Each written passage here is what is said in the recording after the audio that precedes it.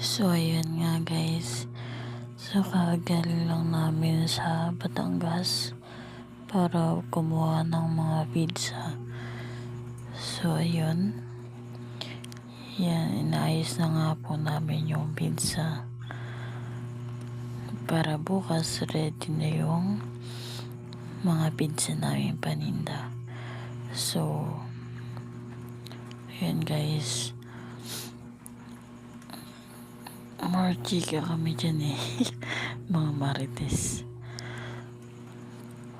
Yan, ang kasama ko po ay yung ate ko, panganay. Siya po yung may-ari ng mga pizza. Siya po yung mga nag-ano ng mga paninda.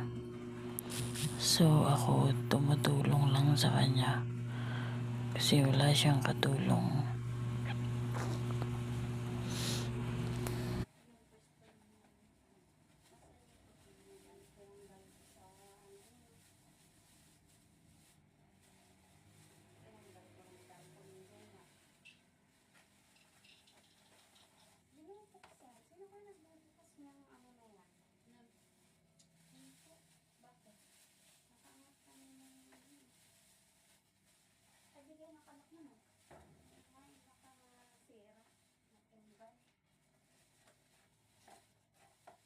Papunta mo sa yung Kuya Gilbert ng doorknob.